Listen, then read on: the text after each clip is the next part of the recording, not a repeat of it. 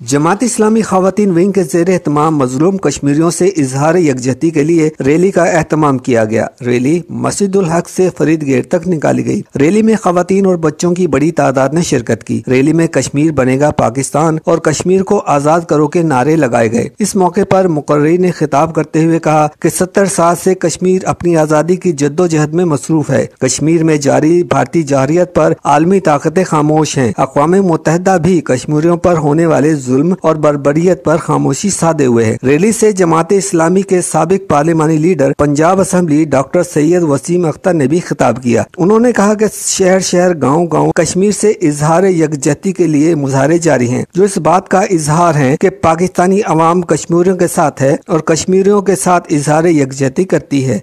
हम लाते हैं top news, आपके फेवरेट टॉक शोज और अनलिमिटेड एंटरटेनमेंट सिर्फ यूट्यूब पर। अगर आपने अभी तक हमारा चैनल सब्सक्राइब नहीं किया तो अभी सब्सक्राइब करें और बेल आइकॉन को क्लिक करके हमारी लेटेस्ट वीडियोस के बारे में अपडेट जानें।